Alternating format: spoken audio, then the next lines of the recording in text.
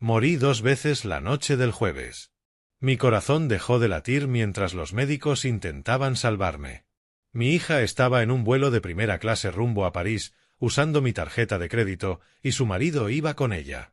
Cuando mi vecino llamó, le dijeron que estaba en estado crítico, que quizá no lo lograría.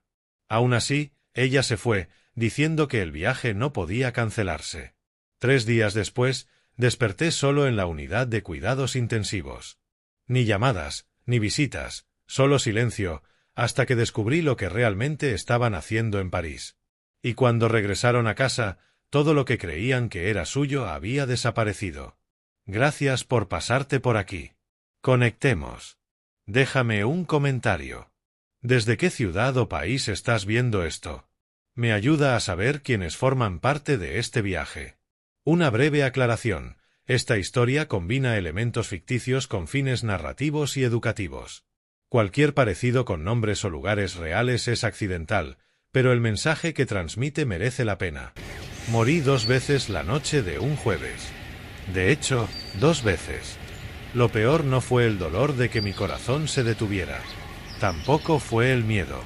Fue despertar 3 días después y descubrir que, mientras los médicos me devolvían de entre los muertos, mi hija estaba subiendo a un vuelo de primera clase rumbo a París con mi tarjeta de crédito, junto a su marido y sin la menor intención de cancelar el viaje. Bienvenidos de nuevo a la verdadera venganza de papá.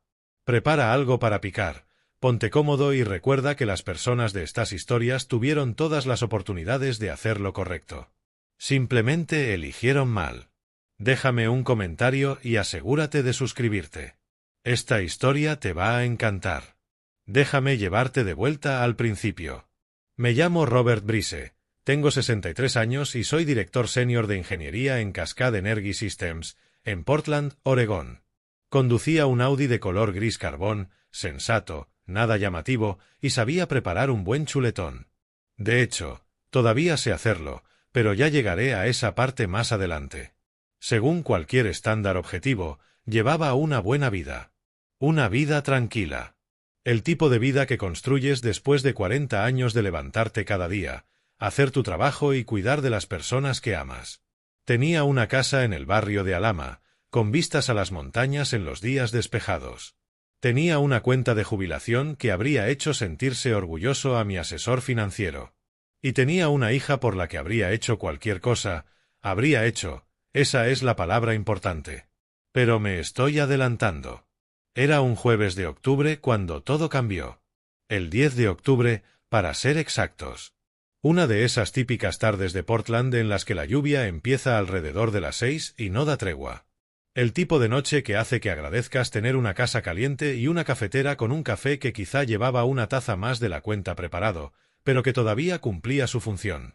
Yo estaba en mi despacho de casa, el mismo despacho en el que había trabajado a distancia durante los últimos 5 años. El mismo escritorio en el que había ayudado a Rená con sus solicitudes para la universidad una década atrás. La misma silla que Margaret solía decirme que acabaría provocándome problemas de espalda. Tenía razón. Había tenido razón en muchas cosas.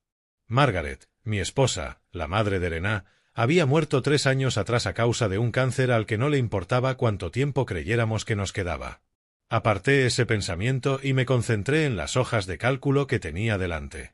Planificación de la jubilación, el tipo de trabajo meticuloso que apelaba al ingeniero que llevaba dentro. Estaba trazando la siguiente etapa, pensando en cuándo dejaría de trabajar, en cómo organizaríamos las cuentas y en lo que Rená heredaría cuando llegara el momento. Había sido cuidadoso, metódico. Según mis cálculos, ella recibiría cerca de $500,000 entre las cuentas de jubilación, la casa y lo que Margaret había dejado en su fideicomiso. No estaba mal para una chica cuya mayor preocupación debería haber sido decidir si quería redecorar su apartamento o de una vez por todas hacer ese viaje a Europa del que llevaba años hablando. Mi teléfono se iluminó sobre el escritorio. Un mensaje de Rená. Papá, confirmando el viaje a París de la próxima semana. Estoy tan emocionada. Te quiero. Sonreí. Al menos creo que sonreí. La memoria se vuelve borrosa en los bordes cuando estás a punto de morir. Llevaba meses planeando ese viaje. Ella y Griffin, su marido desde hacía 3 años, el tipo que había aparecido durante su duelo por la pérdida de Margaret y había prometido cuidar de ella. Consultor de inversiones, había dicho. Emprendedor. Yo había querido caerle bien. Dios sabe que lo había intentado. El mensaje llevaba un emoji de corazón. 3. En realidad. Debería haberme alegrado por ella. Me alegraba por ella. París en octubre, la ciudad de las luces. Se lo merecía. Escribí, que lo paséis genial, cariño. Ten cuidado. Y entonces empezó el dolor. No fue el típico infarto agudo de las películas de Hollywood. Al menos no al principio. Solo una presión en el pecho. Una sensación como si alguien hubiera aparcado un camión sobre mi esternón y se hubiera olvidado de poner el freno de mano. Me aflojé el cuello de la camisa y respiré. Probablemente solo era estrés. Había estado trabajando demasiado, eso era todo. 63 años no eran muchos. No realmente. Pero tampoco eran 25. Margaret me habría dicho que me tomara un descanso, que dejara de intentar controlarlo todo y simplemente respirara. Extendí la mano hacia mi taza de café. La presión empeoró. Mucho. De repente, ya no era presión. Era dolor. Dolor de verdad. Del tipo que hace que se te nuble la vista, que te tiemblen las manos y que tu cerebro grite que algo va muy, muy mal. La taza se me resbaló. La oí golpear el escritorio. Oí cómo el café salpicaba mis hojas de planificación de jubilación. Oí cómo la cerámica se resquebrajaba. Es curioso en qué se fija el cerebro cuando todo se está desmoronando. Intenté ponerme de pie. Mis piernas no respondieron. Intenté agarrar el teléfono. Mi mano no consiguió cerrarse alrededor de él. Intenté pedir ayuda, pero no había nadie que pudiera oírme. Renat tenía su apartamento al otro lado de la ciudad, el mismo cuya entrada había ayudado a pagar, porque eso es lo que hacen los padres. Harold, el vecino de al lado, probablemente estaba viendo las noticias con sus audífonos sobre la encimera, como siempre hacía después de las 8. El dolor se extendió desde el pecho hasta el brazo izquierdo, subió por el cuello y llegó hasta la mandíbula. Mi cerebro de ingeniero, incluso en modo de crisis, reconoció los síntomas. Infarto de miocardio. Ataque al corazón. Esto era grave. Muy grave. Caí con fuerza. Primero una rodilla, después la otra y luego de lado contra la silla del escritorio, sobre la que Margaret había tenido razón. La alfombra se acercó rápidamente. Recuerdo haber pensado que necesitaba pasar la aspiradora. Es extraño lo que parece importante cuando estás muriendo. Mi teléfono estaba a casi 1 metro de distancia. Podría haber estado a 1 kilómetro. La lluvia golpeaba con fuerza las ventanas. La casa crujía a mi alrededor con sus sonidos y su tamaño familiares. 40 años había vivido allí. 40 años de recuerdos empapados en aquellas paredes. Margaret riéndose en la cocina. Los primeros pasos de Renat en el pasillo. Fiestas de cumpleaños y mañanas de Navidad y noches normales de martes que en aquel momento parecían no significar nada, pero que ahora parecían significarlo todo. La oscuridad empezó a cerrarse desde los bordes. No era pacífica, no era como la muestran en las películas. Era pesada, como si alguien estuviera corriendo una cortina gruesa sobre mi visión, centímetro a centímetro. Mi último pensamiento consciente fue sobre Renat. Ella me encontraría. Tenía que hacerlo. Vendría al día siguiente, como a veces hacía los viernes por la mañana, con café de aquel sitio de Fremont que sabía que me gustaba. Usaría su llave. Llamaría al 911. Me sujetaría la mano en la ambulancia y me diría que todo iba a salir bien, porque eso es lo que hacen las hijas. Ella estaría allí. Tenía que estar allí. La oscuridad terminó su trabajo. Lo que yo no sabía, lo que no podía haber sabido mientras mi corazón dejaba de latir en aquel despacho de casa aquella lluviosa noche de jueves, era que mi hija no me encontraría. Ni siquiera buscaría. Pero alguien más lo haría. Alguien a quien había saludado durante 15 años por encima de los setos y los buzones y alguna que otra vez que nos habíamos prestado el cortacésped. Alguien con quien había intercambiado comentarios sobre el tiempo, los atascos y si la ciudad algún día arreglaría aquel bache de la esquina. Alguien cuyo nombre conocía, pero cuyo carácter nunca había necesitado poner a prueba.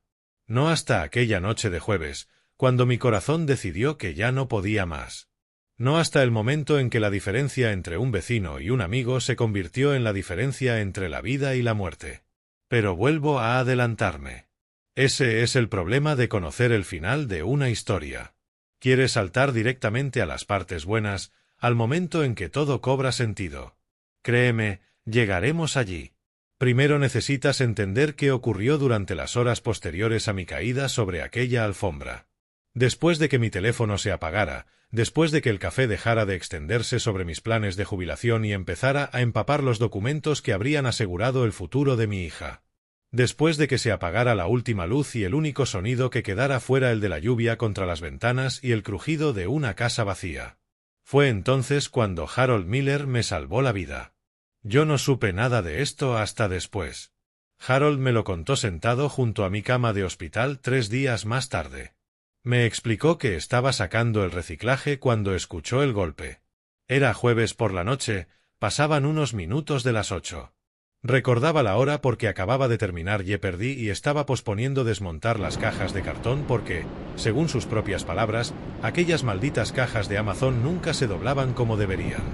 Harold Miller, 68 años, profesor de historia jubilado del Instituto Lincoln, donde había pasado 40 años intentando convencer a adolescentes de que el pasado realmente importaba. Vivía al lado desde hacía 15 años. Habíamos hecho lo típico entre vecinos: prestarnos herramientas, hablar del tiempo y quejarnos de que la ciudad se negaba a arreglar el bache de nuestra esquina. Su esposa, Emma, había muerto 5 años atrás. Mi Margaret, 3 años antes. Entendíamos nuestros silencios. Buen hombre. Un hombre tranquilo. Del tipo en el que realmente no piensas hasta que lo necesitas. Estaba en la entrada de su casa, con el cubo de reciclaje en la mano, cuando lo oyó. Un golpe fuerte. Después, nada. Solo la lluvia y el lejano zumbido del tráfico en Fremont. La mayoría de la gente lo habría ignorado. Habrían pensado que era un mapache o una rama golpeando una ventana. Harold no. Había sido profesor durante demasiado tiempo. Sabía distinguir entre un ruido normal y un ruido que no estaba bien. Miró hacia mi casa. Una sola luz seguía encendida en la ventana, la de mi despacho. Mi coche estaba en la entrada, donde siempre. Esperó. Escuchó. No hubo más ruidos, ni una puerta que se abriera, ni luces que se encendieran. Sintió un escalofrío en la nuca. Instinto de profesor, lo llamaba. La misma sensación que tenía cuando un alumno se quedaba demasiado callado en la última fila. Dejó el cubo de reciclaje en el suelo y cruzó su jardín hasta mi entrada. La lluvia caía con más fuerza. Gritó: «Robert, ¿estás bien?» Nada. Probó el timbre. El sonido resonó dentro de la casa. Nadie respondió. Harold se acercó a la ventana delantera y se llevó la mano al cristal. Riega las plantas si estoy a través del hueco de las cortinas pudo ver mi despacho. Y asegúrate de que la casa pudo verme en el suelo. Nunca había necesitado usarla hasta aquella noche. 2 años antes le había dado una llave de las manos mientras tuve que volar a Denver para una conferencia. La casa estaba demasiado silenciosa. Corrió, literalmente corrió, aquel hombre de 68 años con una rodilla maltrecha, por el pasillo hasta el despacho.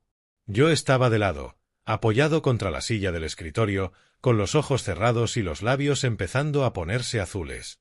Harold cayó de rodillas a mi lado, puso 2 dedos en mi cuello y buscó un pulso que no pudo encontrar. Su formación como profesor se activó. La certificación de reanimación cardiopulmonar que el distrito escolar le obligaba a renovar cada 2 años. La misma formación que esperaba no tener que utilizar jamás. Sacó el teléfono con las manos temblorosas y llamó al 911. 911, ¿cuál es su emergencia? Mi vecino. Se ha desplomado. No tiene pulso. Creo que es el corazón. ¿Cuál es su ubicación, señor? Harold dio la dirección. Su voz estaba firme ahora. 40 años gestionando un aula consiguen enseñarte a mantener la calma cuando todo se está viniendo abajo. Voy a comenzar la reanimación cardiopulmonar, dijo. Señor, la ayuda está en camino. Permanezca en línea conmigo. Puso el teléfono en altavoz y comenzó las compresiones. 30 compresiones torácicas. Fuertes y rápidas, tal como mostraban siempre los vídeos de formación. 2 respiraciones de rescate. Otras 30 compresiones. Le ardían los brazos. La rodilla le gritaba de dolor. No se detuvo. Vamos, Robert, murmuraba entre compresiones. No te atrevas a hacerme esto. No un jueves. No en tu maldito despacho. No recuerda cuánto tiempo hizo la reanimación. Más tarde, los paramédicos le dijeron que fueron 6 minutos. A él le parecieron 6 horas. Primero llegaron las sirenas, después las pisadas pesadas. Y de repente hubo manos apartándolo. Voces profesionales tomando el control. Equipos por todas partes. Ya nos encargamos nosotros, señor. Lo ha hecho bien. Por favor, retroceda. Harold dio unos pasos hacia atrás por el pasillo, jadeando, con las manos entumecidas. Los observó trabajar. Los vio conectarme a un monitor portátil. Vio cómo la línea de la pantalla permanecía plana e implacable. Está en fibrilación ventricular, gritó uno de los paramédicos. Cargando a 200. Despejen. Mi cuerpo se sacudió. La línea siguió plana. Otra vez. Cargando a 300. Despejen. Otro espasmo. Harold contuvo la respiración. Y entonces apareció un pequeño pulso en la pantalla. Otro. Y otro. Tenemos ritmo. El pulso es débil, pero está ahí. Vámonos ya. Me subieron a una camilla con la eficacia de personas que hacen aquello todas las noches. Entraron las vías intravenosas, aseguraron las mascarillas de oxígeno. El paramédico principal ya estaba avisando por radio al Hospital Universitario de Ciencias de la Salud de Oregón. Harold lo siguió hasta la puerta, empapado de lluvia y sudor, viendo cómo las luces de la ambulancia pintaban el barrio de rojo y azul. Uno de los paramédicos se quedó atrás, una mujer joven de ojos amables y una carpeta en la mano. Usted le ha salvado la vida, señor. La reanimación le dio el tiempo que necesitaba. Harold asintió, sin terminar de procesarlo. ¿Es usted familiar?, preguntó ella. No, solo soy su vecino. ¿Conoce a algún familiar cercano? ¿A alguien a quien debamos llamar? Harold pensó unos segundos. Luego entró en mi despacho y recogió mi teléfono del suelo. La pantalla estaba rota, pero seguía funcionando. La información del contacto de emergencia aparecía directamente en la pantalla de bloqueo, como hacen los teléfonos modernos. Su hija. Harold dijo, Rena. Llamó al número. Sonó 4 veces y después saltó el buzón de voz. Hola, has llamado a Rena. Ahora mismo no puedo atenderte, pero deja un mensaje y te devolveré la llamada. La alegría de aquella voz le pareció obscena. Harold dejó un mensaje. Su voz estaba tensa. Rena, soy Harold Miller, el vecino de tu padre. Tu padre ha tenido una emergencia médica. Lo llevan al Hospital Universitario de Ciencias de la Salud de Oregón. Es grave. Por favor, llámame a este número inmediatamente. Colgó. Volvió a intentarlo 5 minutos después. Otra vez el buzón de voz. Y 10 minutos después, otra vez. Buzón de voz. Para cuando cerró mi casa y condujo hasta el hospital, había dejado 3 mensajes. Por la mañana, mientras yo estaba en la unidad de cuidados intensivos luchando por mi vida, mientras las enfermeras susurraban sobre el hombre que había sufrido 2 paradas cardíacas antes del amanecer, mientras la doctora Rowen se preguntaba si sobreviviría otra hora, para entonces Rena todavía no había devuelto la llamada. Estaba ocupada, ya ves. Tenía un vuelo que tomar. Morí 2 veces un jueves. Pero al despertar 3 días después en la unidad de cuidados intensivos del Hospital Universitario de Ciencias de la Salud de Oregón, comprendí que lo peor no había sido morir. Lo peor era el silencio donde debería haber estado la voz de mi hija. El respirador había respirado por mí hasta el viernes por la tarde. Ahora, libre del tubo, podía oírlo todo: el pitido constante del monitor cardíaco, el silbido del oxígeno entrando por la cánula nasal, el suspiro neumático del manguito de presión arterial inflándose cada 15 minutos. Fuera de mi habitación acristalada, las enfermeras pasaban en un flujo perfectamente coordinado. Señor Brise, Robert. El rostro de una mujer apareció sobre mí y fue enfocándose poco a poco. Tenía una mirada aguda detrás de unas gafas de montura metálica. Soy la doctora Pamela Rowan. Está en el Hospital Universitario de Ciencias de la Salud de Oregón. Ha sufrido 2 paradas cardíacas. Le hemos colocado 2 stents en la arteria descendente anterior izquierda. ¿Puede apretarme la mano? Apreté. Mis dedos parecían pertenecerle a otra persona. Bien. Ha estado sedado desde la noche del jueves. Hoy es domingo, 13 de octubre. Su tono era directo, pero no desagradable. Su vecino, el señor Miller, ha estado aquí bastante tiempo. Está en la sala de espera ahora mismo, si quiere verlo. Harold, el profesor de historia jubilado que vivía al lado y siempre me saludaba cuando sacaba la basura. Mi hija, murmuré. Mi garganta estaba en carne viva y cada sílaba raspaba. Rena, ¿ella? La expresión de la doctora Rowan cambió. Un ligero endurecimiento alrededor de la boca. Miró a la enfermera que ajustaba mi vía intravenosa, una joven cuyo distintivo decía Alicia Santos, enfermera registrada, y algo silencioso pasó entre ellas. Tu hija llamó ayer por la mañana, dijo cuidadosamente la doctora Rowan. Habló con la enfermera jefe. Está viajando internacionalmente y no podrá regresar durante unos 10 días. Las palabras me golpearon con la fuerza de una segunda parada cardíaca. 10 días. Había muerto 2 veces. Había pasado 3 días conectado a un respirador y mi hija, mi única hija, la niña que había criado solo después de la muerte de Margaret, estaba de viaje y no podía molestarse en volver a casa. Dijo que volvería a llamar cuando pudiera conseguir mejor cobertura. La enfermera Alicia añadió su voz, demasiado amable. El tipo de amabilidad que transmite compasión sin necesidad de decirlo. Ya veo, dije. No lo veía. Todavía no. Necesita descansar, dijo la doctora Rowan mientras hacía una anotación en su tableta. Las próximas 72 horas son críticas. Nada de estrés. ¿Entendido? Asentí. Salió y me quedé solo con los pitidos, los silbidos y aquel terrible silencio. 15 minutos después, Harold Miller apareció en la puerta. Su rostro se iluminó como si yo acabara de regresar de entre los muertos, que técnicamente era lo que había ocurrido. Robert se apresuró hasta mi cama con los ojos húmedos. Gracias a Dios. He estado rezando. Ni siquiera rezo, pero he estado rezando. Parecía no haber dormido en días. Su camisa de franela estaba arrugada, su cabello plateado, despeinado. Agarró la barandilla de la cama con las 2 manos y me di cuenta de que le temblaban. Harold, conseguí decir. Me salvaste la vida. Solo usé tu llave de repuesto y llamé al 911. Se dejó caer en la silla de visitas como un hombre que llevaba 3 días enteros de pie. No respirabas. Tenías los labios azules.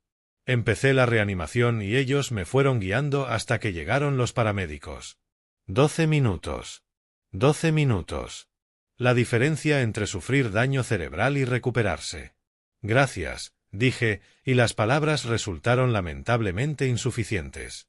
Nos quedamos en silencio un momento, con el monitor marcando un ritmo constante de 68 latidos por minuto. Rena, dije finalmente. ¿Hablaste con ella? El rostro de Harold se cerró. Volvió a aparecer aquel destello de compasión.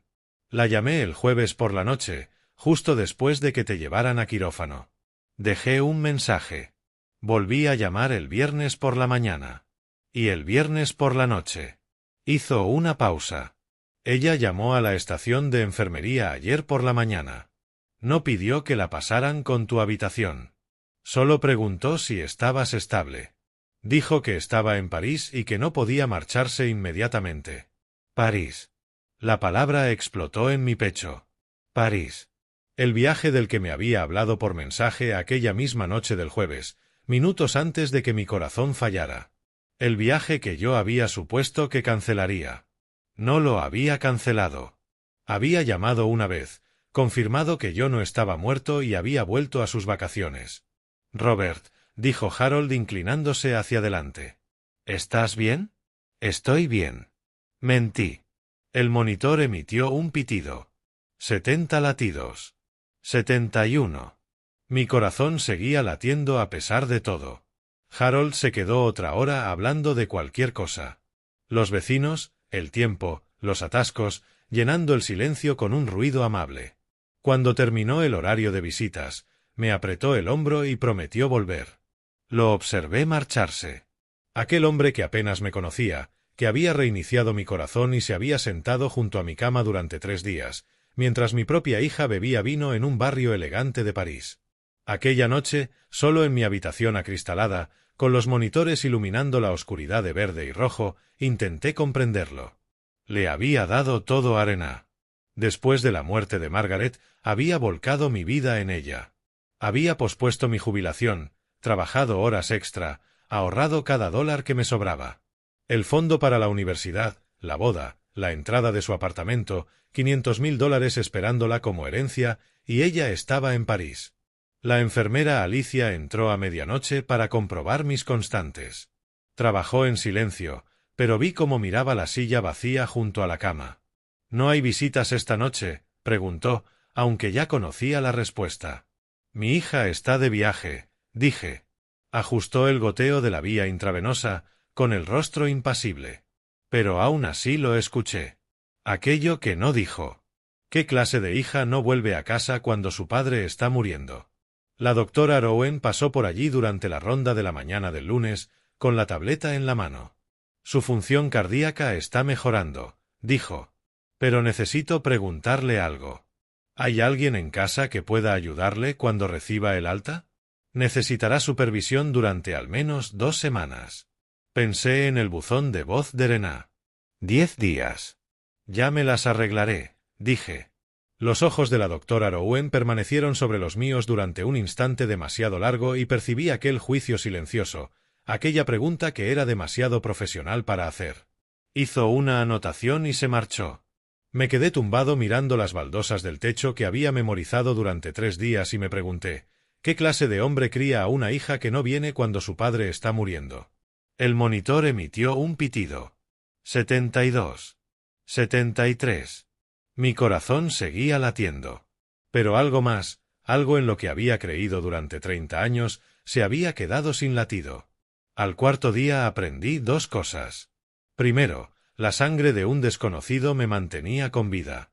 Segundo, mi hija sabía que me estaba muriendo y había elegido las vacaciones. De todos modos, la doctora Pamela Rowen pasó durante la ronda del lunes por la mañana, con la tableta bajo un brazo y un vaso de café de papel en la otra mano.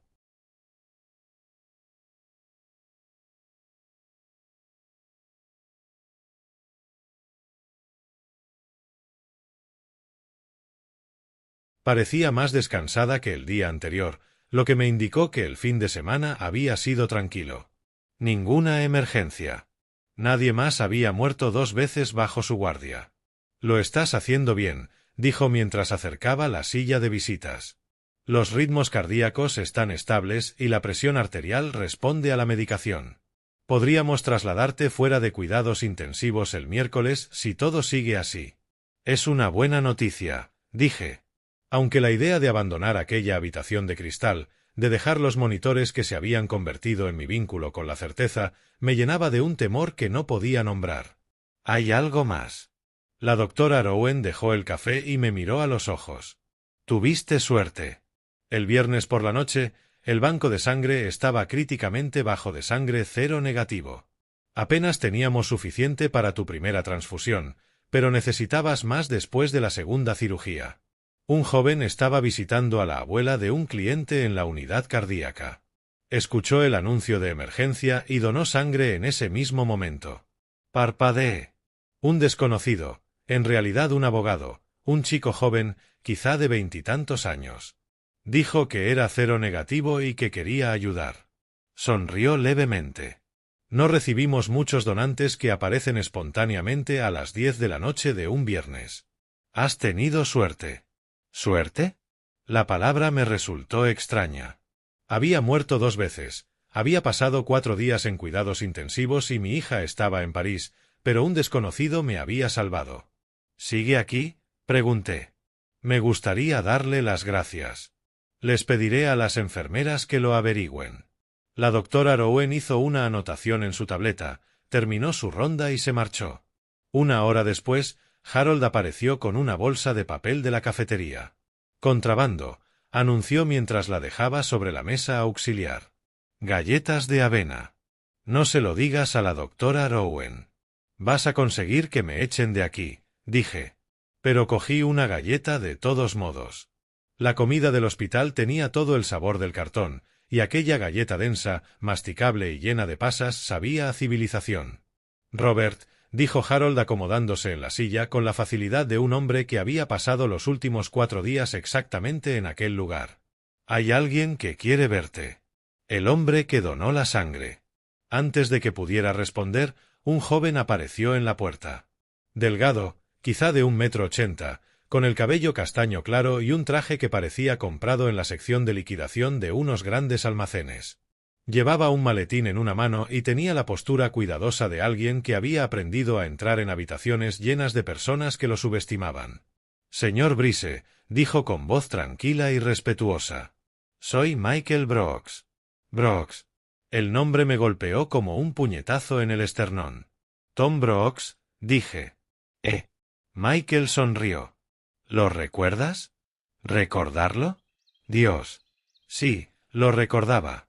Thomas Brooks, ingeniero junior en Cascade Energy Systems en 2009. Brillante, trabajador y atrapado en una batalla por la custodia con su exesposa que lo estaba dejando sin un centavo. Una tarde había venido desesperado a mi despacho y me había preguntado si podía prestarle $15,000 para pagar a su abogado. Le extendí el cheque aquel mismo día. Tu padre, dije lentamente. ¿Cómo está? La expresión de Michael cambió, un destello de dolor antiguo. Murió en 2012. Un infarto. Por supuesto. Había perdido el contacto con Tom después de que dejara la empresa en 2010. Había supuesto que estaría viviendo su vida en algún lugar, criando a su hijo. Lo siento, dije, y lo decía de verdad. No lo sientas. Michael dejó el maletín en el suelo y se acercó. Papá habló de ti hasta el día que murió. Enmarcó tu cheque. Nunca lo cobró, simplemente lo enmarcó. Escribió detrás, este hombre salvó a mi hijo. Me dijo que, si alguna vez tenía la oportunidad de devolver el favor, debía hacerlo. Me quedé mirándolo. Aquel chico, no, ya no era un chico. Aquel hombre había oído mi nombre en un anuncio de emergencia y había donado sangre por un cheque que yo había escrito 15 años atrás. Me salvaste la vida, dije con la voz ronca. Tú salvaste mi infancia. Michael sacó una tarjeta de visita del bolsillo y la dejó sobre la mesa auxiliar. Papá ganó el caso de custodia. Crecí con él gracias a ti. Si alguna vez necesitas ayuda legal, que alguien te traiga galletas de avena o cualquier otra cosa, llámame. Me estrechó la mano con firmeza y seguridad y se marchó. Me quedé sentado sosteniendo su tarjeta, con el nombre grabado en letras negras y ordenadas. Michael Brooks, abogado, Brooks y Asociados, Derecho de Familia. Harold me observaba con esa expresión que tienen los profesores cuando acaban de presenciar algo profundo y no quieren arruinarlo con comentarios. El hijo de Tom, dije. El mundo es pequeño, respondió Harold. No es pequeño. Es solo que no tenía las palabras. Circular, quizá. El universo doblándose sobre sí mismo de una manera que solo tenía sentido al mirar atrás. Harold dejó que el silencio permaneciera un momento y luego se aclaró la garganta. Robert, dijo, necesito contarte algo sobre Elena. Mi pecho se tensó. ¿Qué? El viernes por la mañana, cuando la llamé por segunda vez, contestó. La voz de Harold era cuidadosa, como la de alguien que está dando malas noticias. Preguntó qué tan grave era. Le dije que había sufrido 2 paradas cardíacas y que estabas conectado a un respirador. Dijo, hizo una pausa, eligiendo las palabras. Dijo que los billetes de avión no eran reembolsables. Preguntó si estabas estable. No dije nada. Entonces, el sábado por la tarde, me escribió. Harold sacó el teléfono, buscó el mensaje y me lo entregó. Era brillante y alegre, salpicado de un emoji. Me alegra que papá esté estable. Llamaré cuando vuelva. La cobertura aquí es pésima. Debajo aparecía la hora, sábado, 12 de octubre, 11:47 de la mañana, y la ubicación, Aeropuerto de París, París. Me quedé mirando el pequeño corazón rojo durante mucho tiempo.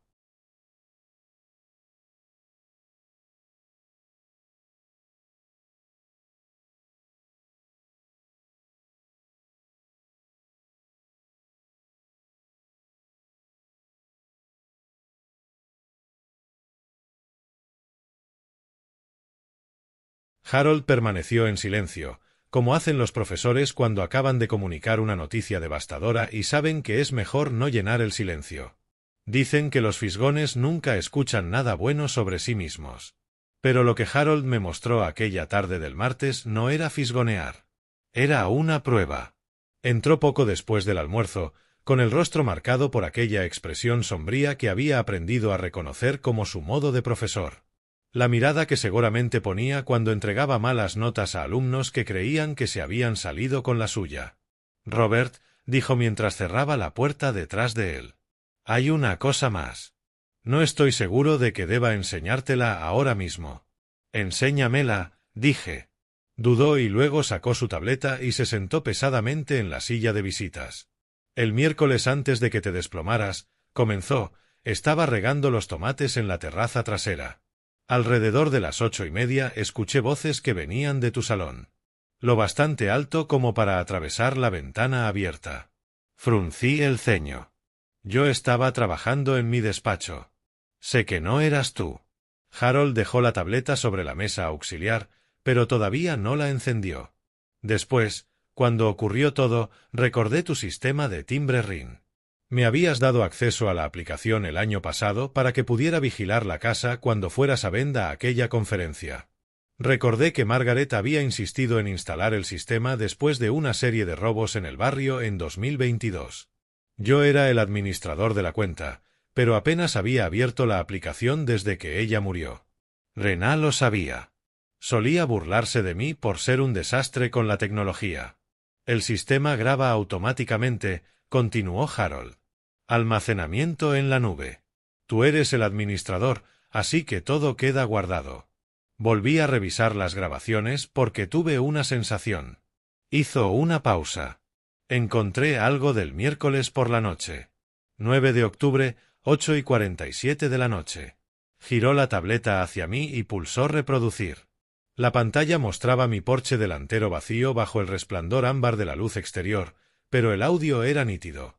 El timbre había captado voces desde el interior, justo detrás de la ventana abierta del salón. La voz de Rená apareció primero, alegre y segura. «Griffin, sé que esto suena cruel, pero piénsalo con lógica. Una voz masculina, más grave y cautelosa. ¿Y si ocurre algo mientras estamos fuera? ¿Griffin?» Lo había visto exactamente 2 veces. Una en su boda el año anterior, una pequeña ceremonia en el juzgado que Rená había organizado en 3 semanas. Y otra en Acción de Gracias, cuando pasó la mayor parte de la comida mirando el teléfono. Encantador, hasta cierto punto. Fácil de olvidar. La risa de Rená, ligera y despectiva. «Papá tiene seguro. Pase lo que pase, estamos cubiertos. Este viaje a París cuesta $15,000. Griffin, no podemos simplemente tirar ese dinero por la borda. Papá querría que fuéramos». Mi pecho se tensó. El monitor junto a mí empezó a emitir pitidos más rápidos. «¿Y si se pone grave?» Griffin volvió a hablar, inseguro. «Nos ocuparemos cuando volvamos». El tono de Rená era el que utilizaba cuando explicaba algo a personas a las que consideraba más lentas que ella. «Tiene 63 años, no 90. Estará bien. Este viaje es nuestra prioridad ahora mismo». Hubo una pausa, el sonido de unos pasos, una puerta cerrándose y luego silencio. Harold detuvo la grabación. Me quedé mirando la imagen congelada de mi porche vacío. La fecha y la hora brillaban en una esquina. 9 de octubre de 2024, 8:47 de la noche. Menos de 24 horas antes de que mi corazón se detuviera. Dijeron esto, dije lentamente, en mi salón, delante de una cámara. Creo que asumió que nunca revisarías las grabaciones, dijo Harold en voz baja. Una vez me dijiste que eras terrible con la tecnología y que no sabías utilizar la aplicación. Lo había dicho varias veces, interpretando tan bien el papel de padre torpe con la tecnología que mi propia hija creyó que jamás se me ocurriría revisar las grabaciones. Subestimó al hombre que pagaba el sistema, dije. La comisura de la boca de Harold se movió, casi en una sonrisa, pero no llegó a serlo. ¿Puedes enviarme este archivo? Sí. ¿Qué vas a hacer? Lo miré durante un largo momento. Harold, el hombre que me había salvado la vida, que había pasado 6 días sentado en la sala de espera de cuidados intensivos, que acababa de entregarme la información más dolorosa que había recibido jamás. Voy a pensar con mucha claridad, dije. Por primera vez en mucho tiempo. Harold me envió el archivo al teléfono. Me quedé tumbado en la cama del hospital, con las máquinas emitiendo sus pitidos constantes, y lo escuché 3 veces más. La primera vez sentí conmoción. La crudeza de aquello, la forma en que la voz de Rená atravesaba cada una de las suposiciones que había mantenido sobre quién era mi hija. La segunda vez sentí dolor. No por mí, sino por el hombre que había sido 2 semanas antes, el idiota que había creído que su hija lo amaba de la misma manera que él la amaba a ella. La tercera vez sentí algo más. Algo frío y preciso, algo que me recordó que había pasado 40 años como ingeniero resolviendo problemas. Esto era simplemente otro problema. Solo necesitaba otro tipo de solución. Abrí el teléfono y busqué el archivo que Harold me había enviado. El audio estaba allí, duraba 17 segundos, tenía fecha y hora y ubicación geográfica. Era admisible si llegaba a ser necesario. No es que tuviera pensado acudir a los tribunales. Nunca había sido de los que arrastran los asuntos familiares al sistema legal. Pero tampoco era el hombre que había sido 2 semanas antes. Pensé en la voz de la grabación. No solo en las palabras, aunque eran suficientemente condenatorias, sino en el tono, en aquella seguridad casual, en la risa. Rená se había reído cuando dijo que yo estaría bien. 23 horas después, había muerto 2 veces. La doctora Rowen pasó por la tarde durante la ronda y frunció el ceño al mirar el monitor.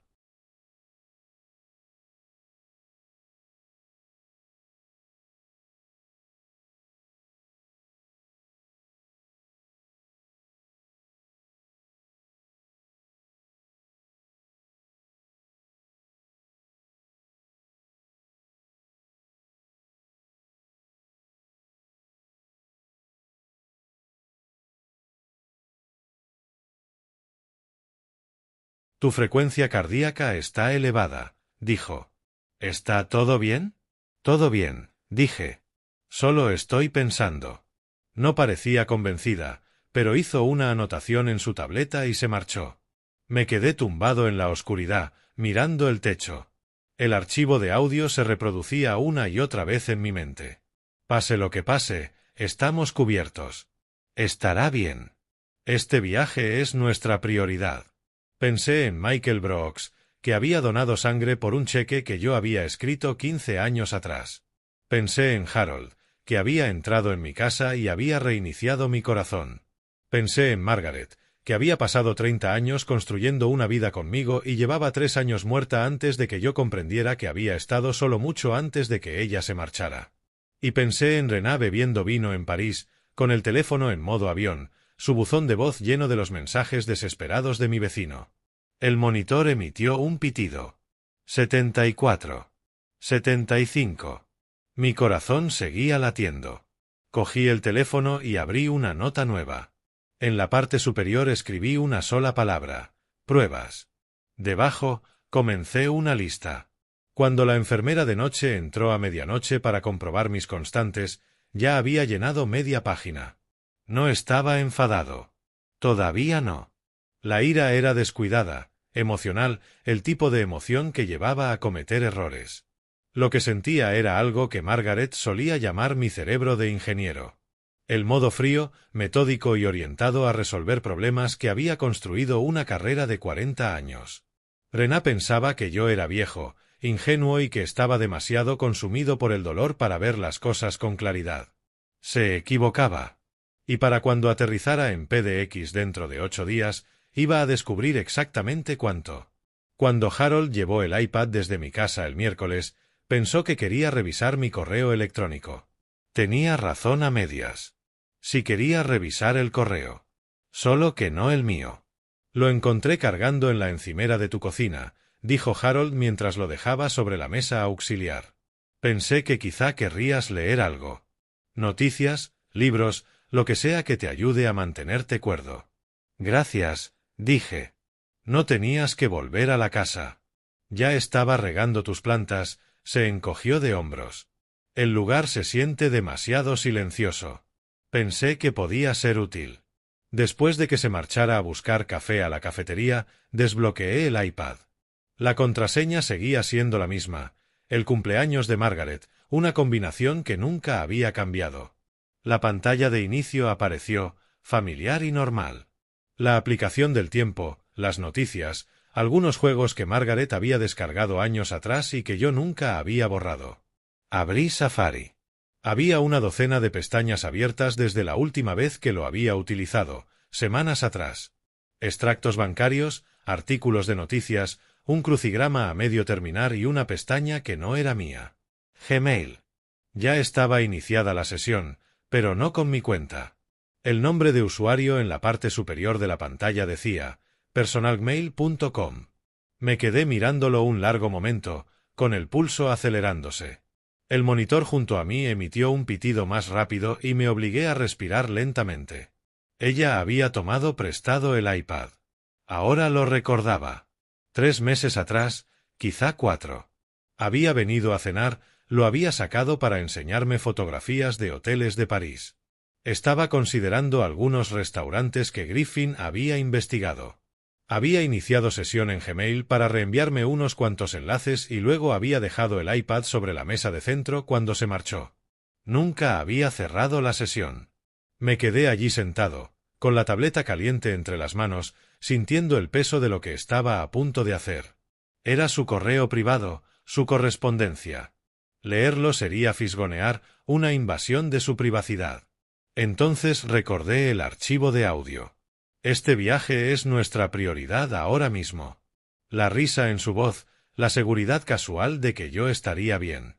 No estoy intentando espiarla, dije en voz alta, aunque no había nadie allí. Simplemente está aquí, como si hubiera dejado su diario abierto sobre mi mesita de noche. La justificación sonaba débil, pero abrí la bandeja de entrada de todos modos. Los correos más recientes eran mundanos. Mensajes promocionales de aerolíneas.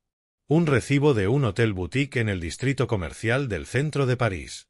Una confirmación para una cena en algún restaurante con estrella Michelin cuyo nombre no sabía pronunciar. Entonces vi la conversación. Tenía 3 semanas. El asunto decía, solicitud de reconversión, transferencia de activos. Hice clic. El mensaje más reciente era de Griffin, reenviado a Arena.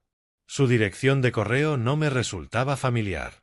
No era el Gmail informal que me había dado en su boda, sino algo que sonaba corporativo, G. Consultoría, en protonmail.com. El mensaje era breve.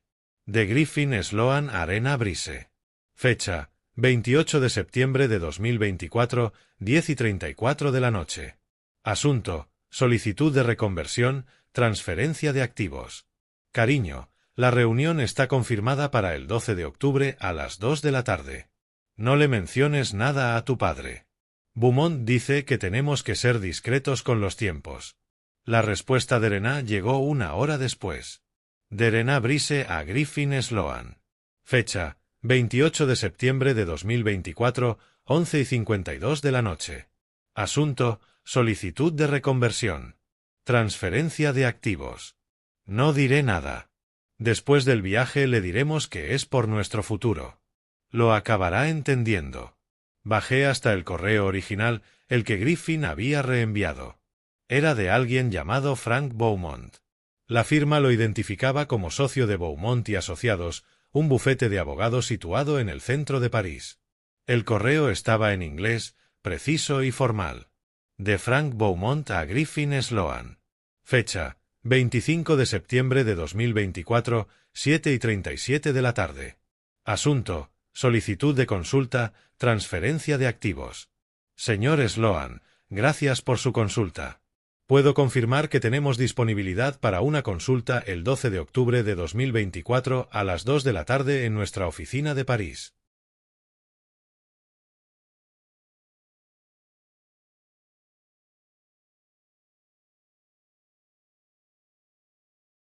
Como hemos hablado, nos especializamos en transferencias discretas de activos con base en Estados Unidos a cuentas en el extranjero con fines de protección patrimonial.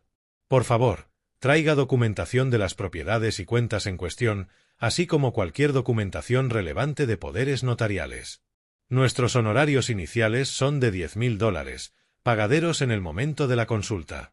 Atentamente, Frank Beaumont, abogado. Lo leí 2 veces. Después, 3. Me temblaban las manos. El iPad se deslizó ligeramente y tuve que sujetarlo con más fuerza para mantenerlo estable.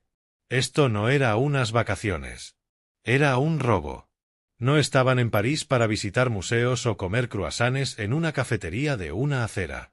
Se estaban reuniendo con un abogado especializado en trasladar activos estadounidenses al extranjero. Transferencias discretas. Protección patrimonial. Contra mí.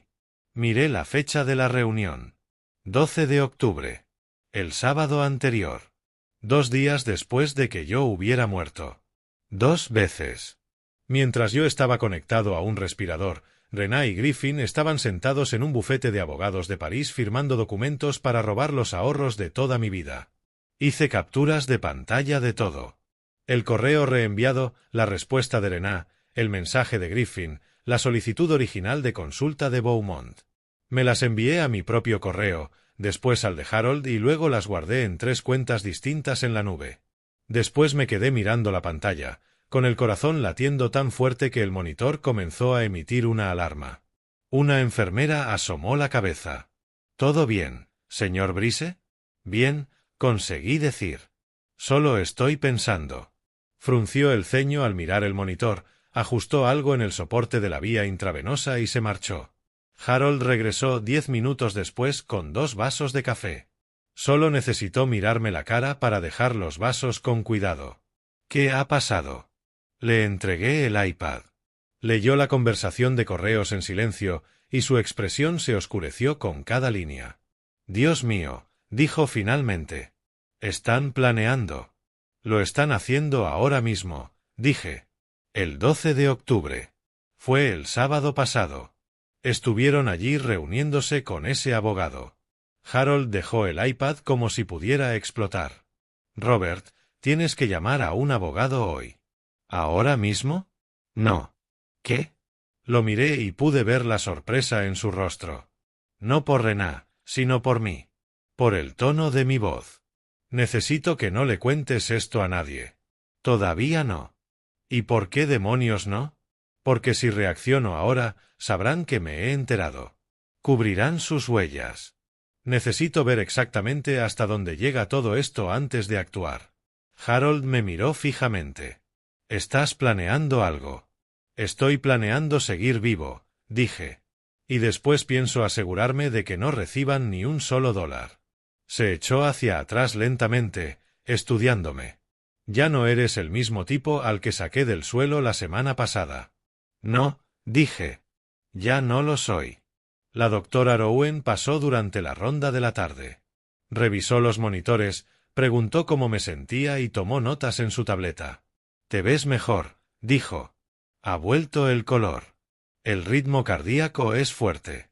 Creo que mañana podremos trasladarte a una habitación normal y darte el alta el fin de semana si todo se mantiene así». «Es una buena noticia», dije. «¿Cómo te sientes emocionalmente?» «Es normal experimentar depresión o ansiedad después de un episodio cardíaco». Pensé en el correo del iPad, en el abogado de París, en las cuentas en el extranjero, en mi hija, que se había reído cuando dijo que yo estaría bien y que en aquel preciso momento estaba intentando robar todo lo que había construido durante 40 años. «Me siento mejor», le dije a la doctora Rowen. «Mejor de lo que me he sentido en años». Y era verdad. Por primera vez desde la muerte de Margaret, sabía exactamente lo que tenía que hacer. Solo necesitaba asegurarme de vivir el tiempo suficiente para hacerlo. Al 9º día de mi recuperación, Harold me llevó una caja desde mi casa. Documentos importantes, dijo, para las reclamaciones del seguro. Lo que encontré fue un documento cuya existencia había olvidado. Pero Margaret no lo había olvidado. Dejó la caja de cartón sobre la mesa auxiliar con ruedas, la misma que durante la última semana había sostenido tabletas, vasos de café y la tarjeta de visita de Michael Brooks. Esta vez contenía algo más pesado. El archivador de tu despacho, explicó Harold. Segundo cajón. Pensé que necesitarías los documentos del seguro, las escrituras de la propiedad y ese tipo de cosas cuando te dieran el alta. Gracias, dije. No tenías que hacerlo. Ya lo sé. Hizo un gesto con la mano para restarle importancia. Estoy jubilado y aburrido, y regar tus plantas solo lleva 10 minutos. Después de que se marchara, abrí la caja y empecé a ordenar el contenido. Pólizas de seguro perfectamente etiquetadas con la letra cuidadosa de Margaret. Las escrituras de la casa. Los extractos de las cuentas de jubilación. Una carpeta marcada como historiales médicos que no había abierto desde que Margaret murió. Y entonces encontré el sobre. Estaba cerrado, de color crema y con un papel más grueso que el de una carta normal. En el frente, con la inconfundible letra de Margaret, decía, para Robert, sobre el fideicomiso de Rená. Mis manos se quedaron quietas. Ya había abierto aquel sobre una vez. 3 años antes, 2 semanas después del funeral de Margaret, cuando estaba clasificando sus papeles en una niebla de dolor tan espesa que apenas podía recordar mi propio nombre. Había leído la carta que había dentro, la había guardado y después la había olvidado por completo entre la avalancha de la viudez, las tarjetas de condolencias, los trámites de la herencia y los interminables detalles administrativos de deshacer un matrimonio de 30 años. Ahora, al sostenerla de nuevo, sentí que mi pulso se aceleraba. Saqué la carta. 2 páginas escritas a mano en el papel personal de Margaret, el tipo de papel que llevaba sus iniciales grabadas en la parte superior. El papel se había amarilleado ligeramente en los bordes, pero la tinta seguía nítida.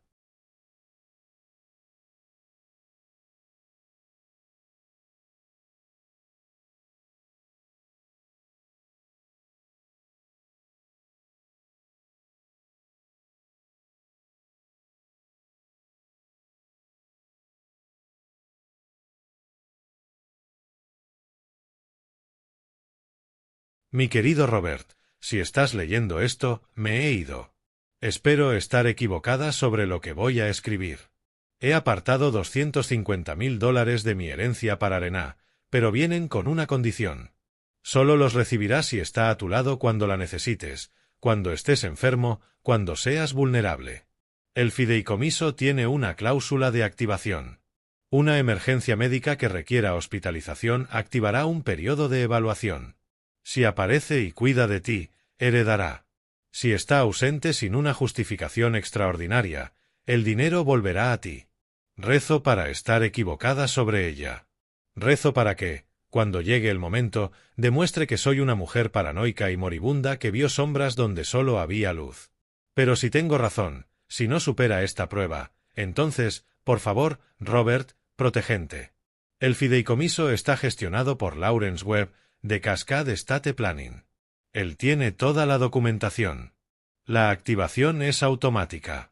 No tienes que hacer nada salvo contarle lo que ocurrió. Sé que pensarás que esto es cruel. Dirás que no le di una oportunidad. Pero, cariño, la he visto cambiar durante los últimos 5 años. La he visto distanciarse. He observado cómo miraba los extractos de tus cuentas de jubilación cuando creía que nadie prestaba atención. Vi cómo Griffin se abrió camino en su vida 6 meses después de que supiéramos que yo estaba en fase terminal. Y vi la forma en que calculaba. No la estoy castigando. La estoy poniendo a prueba. Si te quiere, superará la prueba.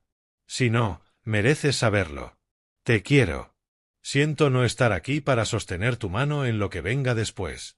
Siempre tuya, Margaret. Lo leí 2 veces. Después una tercera. Luego lo dejé sobre la mesa auxiliar y lloré. No por mí. Por Margaret.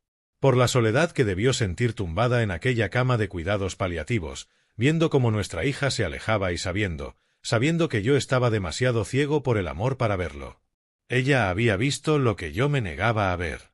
El monitor cardíaco emitía pitidos constantes. 72. 74. Mi corazón remendado seguía latiendo. Me limpié los ojos con el dorso de la mano y volví a meterla en la caja. Allí, debajo de las pólizas de seguro, había una carpeta de cuero con el logotipo de Cascade Estate Planning. Dentro estaba el documento del fideicomiso. Escaneé las páginas con mi cerebro de ingeniero, desmenuzando el lenguaje legal. Artículo 4. Disposiciones de herencia condicionada.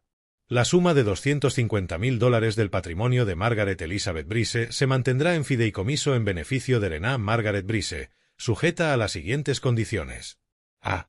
En caso de una emergencia médica que requiera la hospitalización del cónyuge del otorgante, Robert James Bryce, el fideicomisario deberá evaluar si la beneficiaria proporciona cuidados y presencia razonables durante dicha emergencia. B. Los cuidados y la presencia razonables se definen como presencia física en un plazo de 48 horas desde la notificación, visitas regulares y preocupación demostrada por el bienestar de Robert James Bryce. C. El incumplimiento de estas condiciones sin una justificación extraordinaria, según determine el fideicomisario en consulta con profesionales médicos, dará lugar a la pérdida de la herencia y los fondos revertirán a Robert James Bryce. Me recliné, con el documento temblando entre las manos. Margaret había creado una prueba. Una prueba sencilla, elegante y devastadora. Renée la había suspendido de forma espectacular. 48 horas. Margaret le había dado 48 horas para demostrar que estaba allí. Renée no había venido en 9 días. Había llamado una vez, confirmado que yo no estaba muerto y había vuelto a sus vacaciones. No. No eran vacaciones. Era su golpe. Pensé en la grabación de audio, en el correo del iPad, en el abogado de París, en Renée y Griffin sentados en el despacho de Frank Beaumont mientras yo estaba conectado a un respirador, planeando trasladar mis activos al extranjero. Y mientras tanto, ella había estado perdiendo $250.000 porque no podía molestarse en subir a un avión. La ironía era tan afilada que cortaba. Cogí el teléfono y busqué la información de contacto de Lawrence Webb en el documento del fideicomiso. Lo había conocido brevemente en el funeral de Margaret. Un hombre serio de unos 60 años, de cabello plateado y con esa clase de autoridad serena que nace de 40 años de ejercer el derecho sucesorio. Le envié un correo. Asunto: fideicomiso de Margaret Bryce. Hecho desencadenante. Señor Webb, fui hospitalizado el 10 de octubre debido a una emergencia cardíaca, sufrí 2 paradas, estuve en cuidados intensivos y conectado a un respirador. Renée fue informada por mi vecino pocas horas después. Actualmente se encuentra en París y no me ha visitado ni me ha proporcionado cuidados. Por favor, póngase en contacto conmigo para hablar de los próximos pasos. Robert Bryce. Pulsé enviar. La respuesta llegó en menos de 10 minutos. Asunto: fideicomiso de Margaret Bryce. Hecho desencadenante.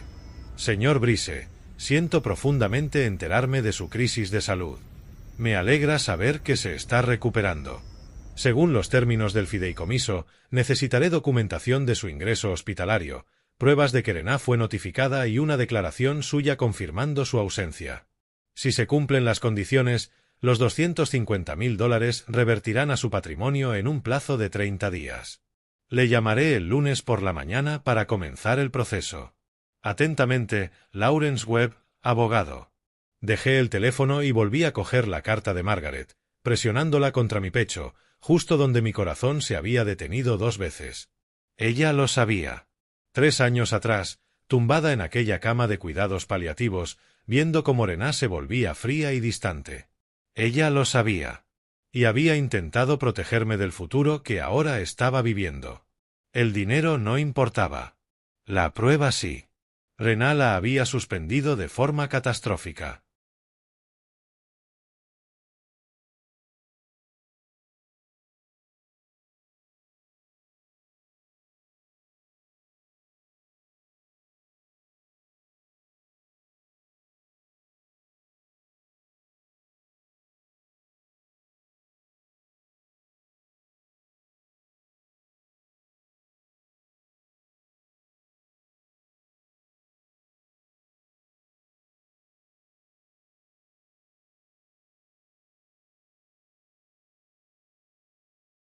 Y Margaret, mi brillante y destrozada esposa, se había asegurado de que hubiera consecuencias.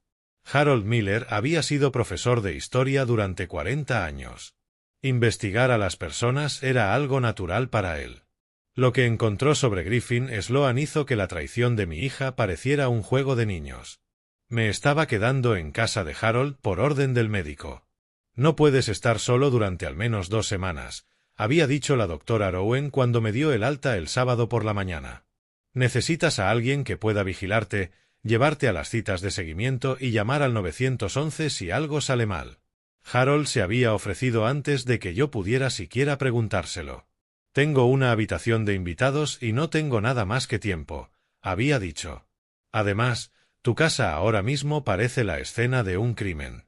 No necesitas estar allí todavía. Así que me mudé al pequeño bungalow azul de estilo artesanal de al lado, aquel al que había saludado durante 15 años sin haber entrado jamás.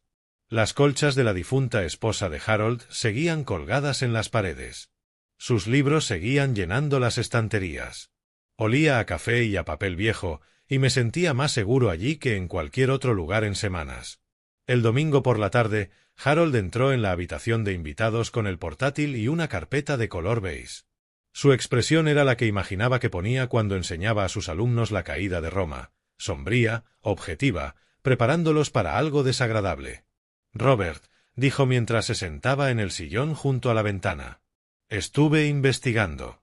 Pedí un favor a un antiguo alumno que ahora trabaja como investigador privado. Me incorporé, con el pecho ligeramente dolorido por el movimiento. Sobre Griffin. Sobre Griffin. Harold abrió el portátil y lo giró hacia mí. Lo que encontré, Robert, es peor de lo que pensábamos. Abrió un PDF, un informe profesional de antecedentes, de esos que incluyen registros públicos, expedientes judiciales y bases de datos cruzadas. En la parte superior aparecía una fotografía de Griffin, con la misma sonrisa encantadora que recordaba de Acción de Gracias. El mismo cabello cuidadosamente peinado. Pero el nombre debajo decía Griffin Michael Sloan. Sloan, dije. Con una E. Se la cambió hace 5 años. Cambio legal de nombre en el condado de Cook, Illinois. Eliminó la E. Se mudó a Oregón. Empezó de cero. Harold bajó por la página. 38 años. No 35, como le dijo Arena. Sentí cómo se tensaba la mandíbula. 3 años. Pequeñas mentiras, pero deliberadas. Harold pasó a la siguiente página. Historial matrimonial. 2 entradas. Primer matrimonio. Angela Carter. 52 años. Casados desde marzo de 2017 hasta septiembre de 2018. 18 meses. Contexto, viuda. Su marido había muerto de cáncer 6 meses antes. Conoció a Griffin en un grupo de apoyo para el duelo en Chicago.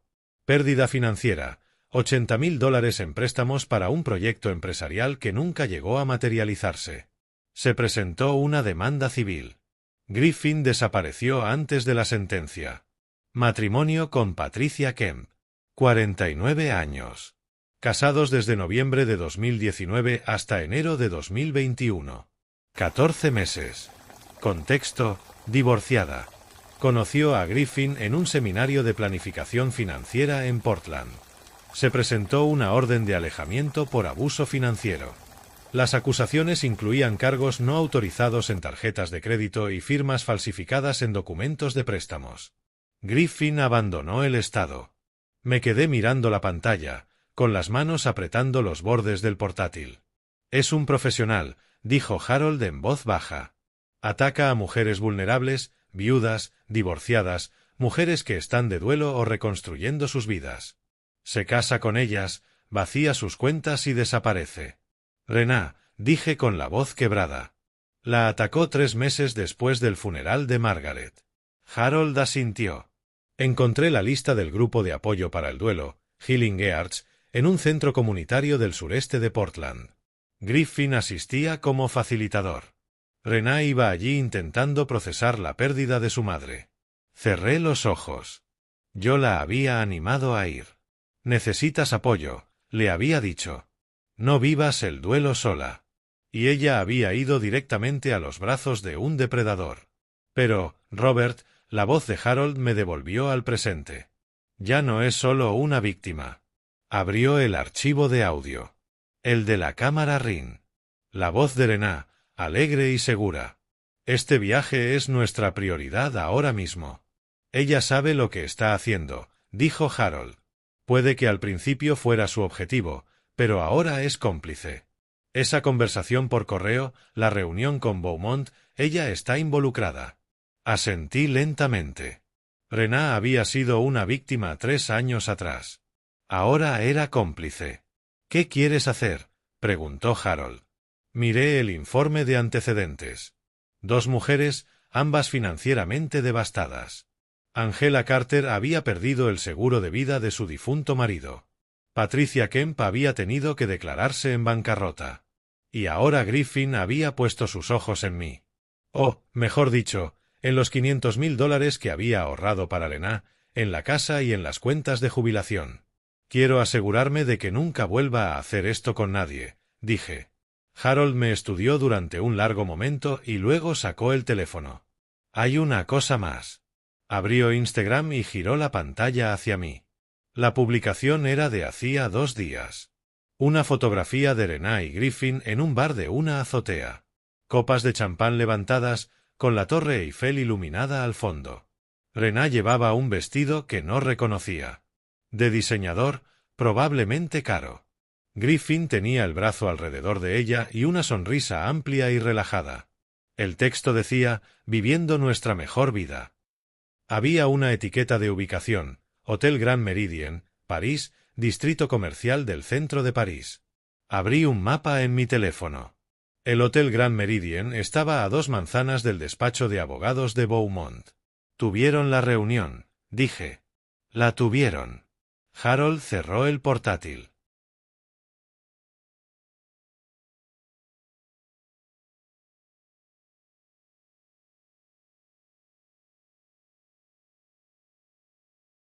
Los planes ya estaban en marcha. Fuera cual fuera el documento que Beaumont había preparado, lo habían firmado. Me recosté, sintiendo cómo aumentaba mi ritmo cardíaco. El monitor que la doctora Rouen me había enviado a casa, un dispositivo portátil temporal, vibró suavemente en mi muñeca, recordándome que debía mantener la calma. Lo ignoré. Griffin Sloan, dije, probando el nombre. Consultor de inversiones sin credenciales. Fraude matrimonial en serie. Especialista en cuentas en el extranjero. Harold asintió. Pensé en el correo. Protección de activos. El tipo de expresión que parece legítima hasta que la miras con más atención. Harold, dije lentamente. ¿Qué tan bueno es tu amigo investigador privado? Muy bueno. ¿Por qué? Necesito todo. Cada expediente judicial, cada demanda, cada alias que haya utilizado Griffin, historial crediticio, personas relacionadas, cuentas bancarias y puede encontrarlas. Harold arqueó una ceja. Estás construyendo un caso. Estoy construyendo un arma. Lo miré a los ojos. Y después voy a hacer unas cuantas llamadas. Harold sonrió. El tipo de sonrisa que probablemente aterrorizaba a sus alumnos cuando los descubrían copiando trabajos. Tendré el informe completo mañana. Aquella noche, tumbado en la habitación de invitados de Harold, miré el techo mientras el monitor portátil seguía mi ritmo cardíaco en tiempo real. 76. 78. 80. Pensé en Angela Carter, que había confiado en un hombre al que conoció en un grupo de apoyo para el duelo y había perdido el seguro de vida de su marido. Pensé en Patricia Kemp, que había solicitado una orden de alejamiento y había visto cómo Griffin desaparecía. Pensé en Lena, mi hija, que había empezado siendo víctima de Griffin y había terminado siendo su cómplice. Y pensé en el plan que se estaba formando en mi mente, pieza por pieza, como los diagramas de ingeniería que solía dibujar en Cascade Energy Systems.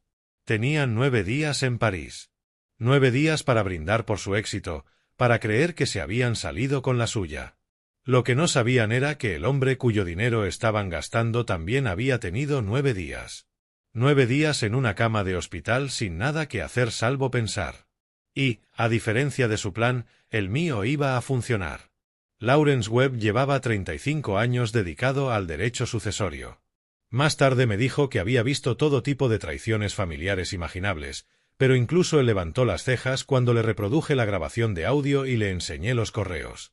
Harold me llevó en coche al despacho de abogados el lunes por la mañana. Yo todavía no tenía autorización para conducir. Las órdenes de la doctora Rouen eran estrictas. Nada de conducir durante 2 semanas. Nada de estrés.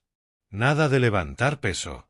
Harold había asumido el papel de chofer y guardaespaldas con la tranquila eficacia de alguien que había pasado 40 años gestionando adolescentes. El despacho de Lawrence Webb estaba en el 3er piso de un edificio de ladrillo en el centro de Portland, uno de esos lugares que olían a libros antiguos y cera para muebles. Webb estaba en torno a los 60 y tantos, con el cabello plateado y esa calma mesurada que nace de décadas navegando por disputas familiares desagradables. Me estrechó la mano con cuidado, como si pudiera percibir que todavía era frágil. «Señor Brise», dijo, «Margaret hablaba muy bien de usted. Siento que volvamos a encontrarnos en estas circunstancias». «Gracias». Me senté frente a su escritorio, con Harold ocupando la silla junto a mí. «Señor Webb, necesito proteger mis bienes inmediatamente y con discreción». Webb entrelazó las manos sobre el escritorio. «Cuénteme todo». Lo hice. Reproduje la grabación del timbre ring. Le enseñé la conversación de correos con Frank Beaumont. Le entregué el informe del investigador privado de Harold sobre Griffin Sloan. El cambio de nombre, los matrimonios anteriores, el patrón de abuso financiero. Y le enseñé la carta de Margaret y el documento del fideicomiso con su cláusula condicional incumplida. Webb escuchó sin interrumpir, tomando notas en un bloc amarillo con una letra limpia y precisa. Cuando terminé, dejó el bolígrafo y me miró durante un largo momento. «Quiere desheredar a su única hija y denunciar a su marido por fraude», dijo. «Quiero protegerme», corregí. «Y honrar los deseos de mi esposa». Webb asintió lentamente. «Entonces hablemos de las opciones». Sacó una pizarra, del tipo que utilizan los abogados para representar gráficamente patrimonios complejos, y comenzó a escribir. Opción 1. Modificación del testamento. Lo escribió en la parte superior. Añadimos una cláusula de desheredación, limpia y sencilla, pero impugnable. Si Rena presenta una demanda, un tribunal podría decidir que actuó bajo coacción o influencia indebida de... Miró a Harold. «Un vecino». «No estoy bajo coacción», dije. «Lo sé, pero un buen abogado podría argumentarlo». Siguiente opción, escribió de nuevo. «Fideicomiso irrevocable en vida. Transfiere sus bienes, la casa, la cuenta de jubilación, los ahorros, a un fideicomiso. Los bienes dejan de estar a su nombre. Usted es el fideicomisario, así que los controla mientras está vivo. Cuando muera, pasan directamente a los beneficiarios que designe. Evita por completo el proceso sucesorio. Lo que significa que Rena no puede impugnarlo. Lo que significa que no hay nada que impugnar. No tiene derecho legal sobre bienes que nunca formaron parte de su patrimonio». Webb señaló la pizarra. «Oregón no reconoce derechos de herencia forzosa para los hijos. Los hijos solo heredan si aparecen designados. No puede demandar por algo que nunca fue suyo». Sentí una pequeña satisfacción fría instalándose en mi pecho. Opción 3. Declaración de desheredación. Webb la escribió debajo de las anteriores. Un documento formal notariado que declara su intención. Lo adjuntamos a su testamento y al fideicomiso. Crea un rastro documental que demuestra que esta fue su decisión, tomada con plena capacidad y asesoramiento legal. ¿Y la opción 4? Pregunté. Webb miró el informe del investigador privado y después el correo de Beaumont. «Denuncia al IRS como informante», dijo en voz baja, como si las palabras tuvieran peso.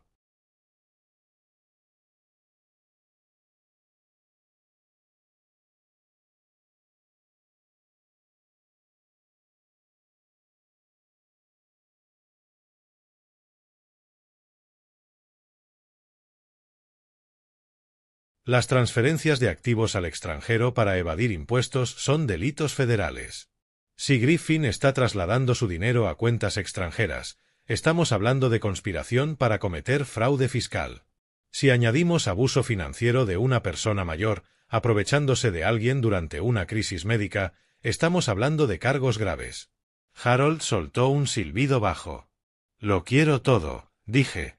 Fideicomiso, desheredación, denuncia al IRS, todo. Webb me estudió. Eso es tierra quemada, señor Brise. Después de esto no hay vuelta atrás. Lo sé. Asintió una vez y volvió a la pizarra. Hablemos de la tarjeta de crédito. Parpadeé.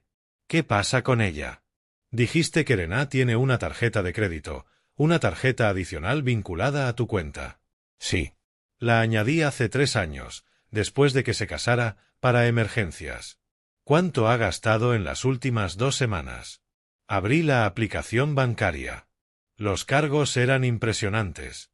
Hoteles, restaurantes, boutiques de lujo. Una sola compra en una boutique de diseñador por $9.000. 47.312, dije con voz plana. Desde el 10 de octubre, el día que morí. Webb tomó nota. Esto es lo que haremos. No canceles todavía la tarjeta. Deja que siga gastando. Documenta cada cargo. Después, cuando estés preparado, presentamos una disputa al banco. ¿Por qué? Por cargos fraudulentos durante tu incapacidad médica. Webb se reclinó. Estuviste incapacitado del 10 al 18 de octubre. Inconsciente, conectado a un respirador, incapaz de autorizar transacciones.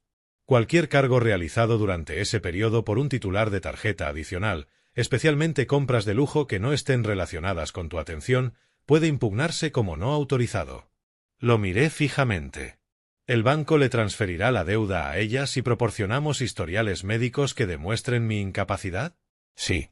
El banco reasigna la responsabilidad a la persona que realizó los cargos. Webb sonrió levemente.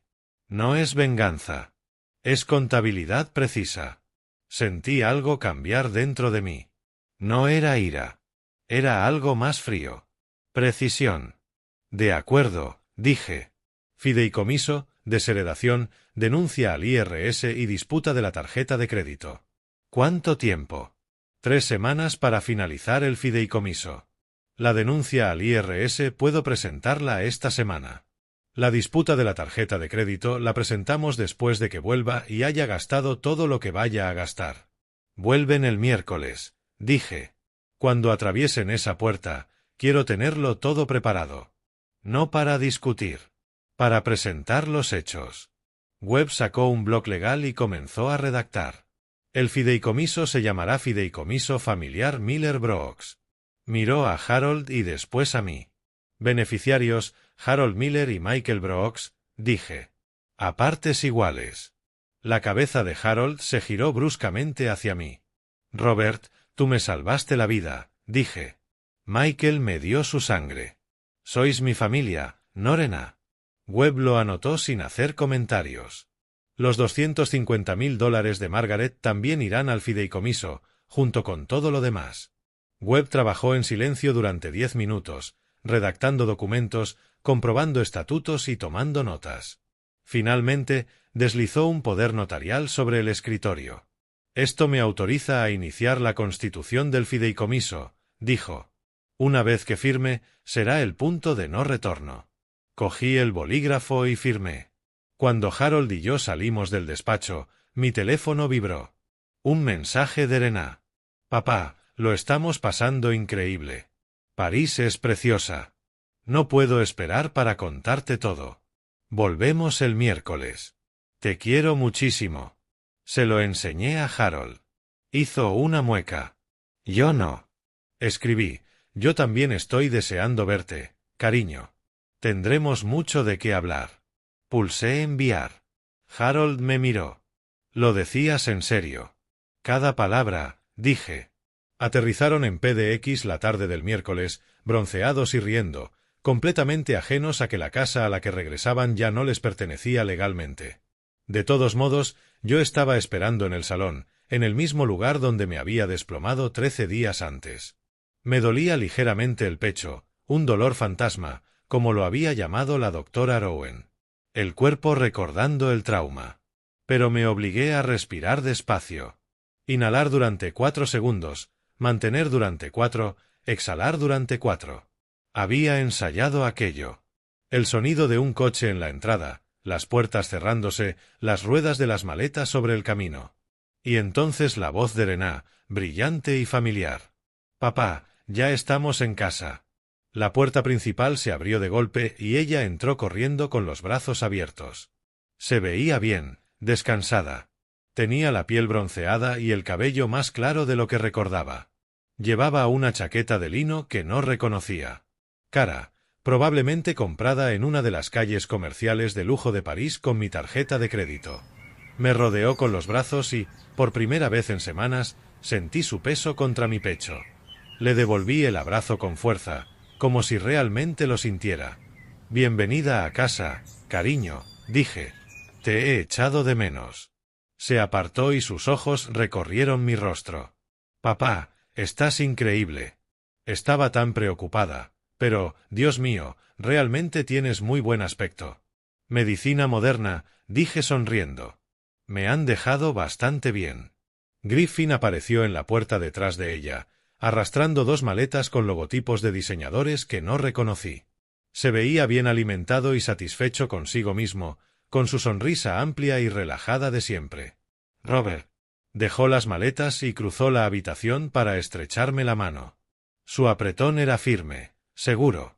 «Me alegra muchísimo verte mejor. Me enteré de que habías pasado un buen susto». «Un buen susto», repetí, manteniendo la sonrisa firme. «Esa es una forma de decirlo». Griffin se rió, completamente ajeno. «Bueno, tienes un aspecto estupendo. En serio, nunca diría que acabas de salir del hospital». «Gracias». Señalé el sofá. «Siéntate. Siéntate. Cuéntame todo sobre París. Quiero escucharlo todo». Bolsas de compras de diseñadores y sacó inmediatamente el teléfono. Hotel. Una fotografía de Rená y Griffin delante de un famoso monumento de París, Torre Eiffel, los dos sonriendo como ganadores de la lotería. «Mira esta foto tan increíble. Parece caro». Dije deslizó el dedo por la galería. «¿Lo disfrutaste?» Para mirar. «Valió cada fotografía centavo», tras respondió Griffin mientras se copas de champán en un bar de una azotea. Estiró las piernas, completamente relajado. «Pensamos que, ya sabes, la vida es corta. Solo se vive una vez, ¿no?» Lo miré a los ojos. «Es verdad. Solo se vive una vez». No percibió el filo de mi voz.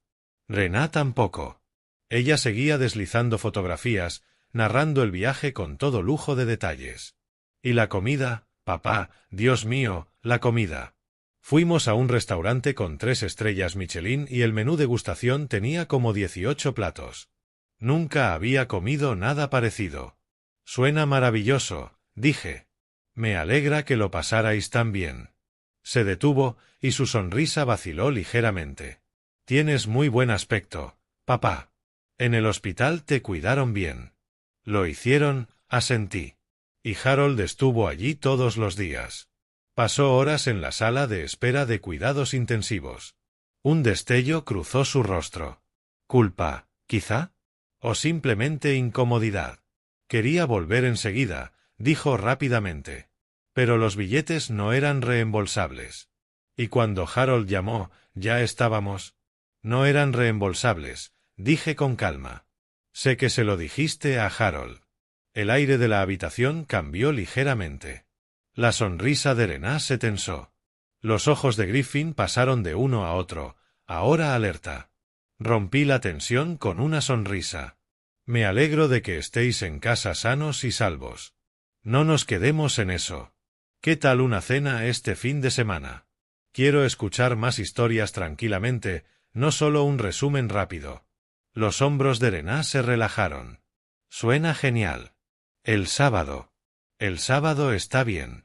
Asentí. «En vuestro restaurante favorito, ese italiano de división». Griffin se inclinó hacia adelante.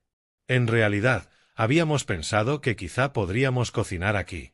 Algo íntimo. Probablemente no querrá salir a un restaurante lleno de gente tampoco después de todo lo que ha pasado». Lo estudié.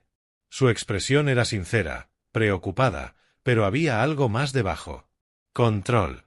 Quería que aquello ocurriera en mis términos, en mi casa, donde pudiera controlar la conversación. En mi casa entonces, dije.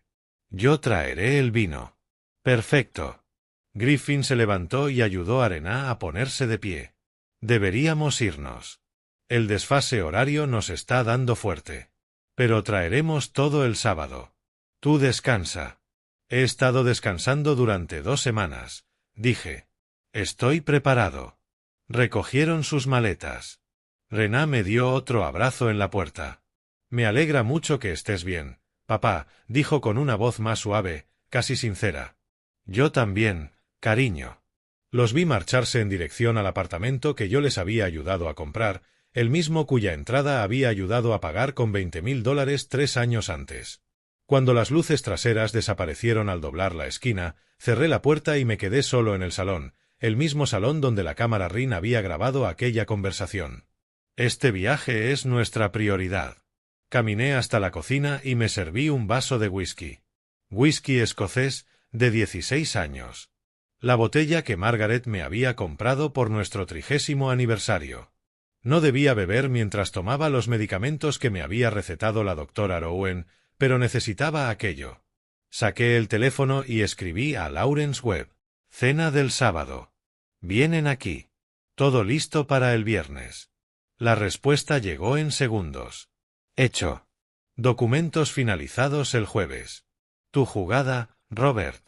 Me senté a la mesa de la cocina, la misma mesa donde Margaret y yo habíamos desayunado cada mañana durante 30 años, y levanté el vaso hacia la habitación vacía. Por el sábado, dije en voz alta. El día en que mi hija descubrirá qué significa realmente que algo no sea reembolsable. Di un sorbo. El whisky quemó suavemente. Por primera vez en 2 semanas, sentí algo distinto del dolor. Me sentí preparado. Llegaron a las 6:03, elegantemente tarde, llevando una botella de vino que habían comprado con mi tarjeta de crédito. Lo sabía porque había revisado el extracto todos los días aquella semana. Un vino tinto caro, $78, comprado en una tienda de vinos boutique del noroeste de Portland el jueves por la tarde. No había dicho nada. Todavía no. Sonó el timbre. Abrí la puerta y sonreí. Papá. Rená se acercó corriendo y me besó en la mejilla. Olía a perfume caro. Algo nuevo, probablemente comprado también con mi tarjeta. Huele increíble aquí. ¿Qué estás preparando? ¿Estofado de ternera? La receta de tu madre, dije. Algo cruzó su rostro. ¿Culpa, quizá? ¿O simplemente sorpresa de que lo recordara? Griffin entró detrás de ella levantando la botella de vino como un trofeo. Trajimos vino tinto. Pensamos que combinaría bien. Sonrió con aquella sonrisa fácil y encantadora que probablemente ya había funcionado con Angela Carter y Patricia Kemp antes que con Rená. Solo lo mejor para ti, Robert. Qué considerado, dije mientras cogía la botella. No mencioné que reconocía el cargo. Todavía no. Los conduje hasta el salón. Griffin se acomodó en mi sillón, aquel en el que había estado sentado durante 20 años, y estiró las piernas como si fuera el dueño de la casa. Rená se sentó en el borde del sofá, con las manos juntas sobre el regazo. Parecía nerviosa. Bien. Entonces, Griffin dijo inclinándose hacia adelante. ¿Cómo te sientes? Quiero decir, ¿cómo te sientes de verdad? Te ves increíble para alguien que acaba de... Se detuvo. Después de lo que pasaste. Me siento diferente, dije. Más lúcido. Es genial. El entusiasmo de Griffin era casi convincente. Las experiencias cercanas a la muerte realmente pueden poner las cosas en perspectiva, ¿verdad? Hacerte pensar en lo que es importante. Exactamente, dije. Hablando de eso, cuéntame más sobre París. Quiero escucharlo todo. ¿Dónde os alojasteis? Rená se animó. En el Hotel Windsor Grand. Por si acaso, era precioso. Le había dicho. Papá, riega las plantas tenía un si balcón estoy fuera con vistas más de a los unas jardines. semanas. Y Suena asegúrate caro. de que la casa Lo no se valió, queme, dijo Griffin. Nunca Había rápidamente. necesitado usarla. Pensamos hasta que, aquella noche. ya sabes, A la Harold vida le es temblaban corta. las manos Hay que mientras darse abría un la gusto. puerta. La casa estaba demasiado silenciosa. Corrió, literalmente corrió, aquel hombre de 68 años con una rodilla maltrecha, por el pasillo hasta el despacho. Yo estaba de lado, apoyado contra la silla del escritorio, con los ojos cerrados y los labios empezando a ponerse azules. Harold cayó de rodillas a mi lado, puso 2 dedos en mi cuello y buscó un pulso que no pudo encontrar. Su formación como profesor se activó. La certificación de reanimación cardiopulmonar que el distrito escolar le obligaba a renovar cada 2 años. La misma formación que esperaba no tener que utilizar jamás. Sacó el teléfono con las manos temblorosas y llamó al 911. 911, ¿cuál es su emergencia? Mi vecino. Se ha desplomado.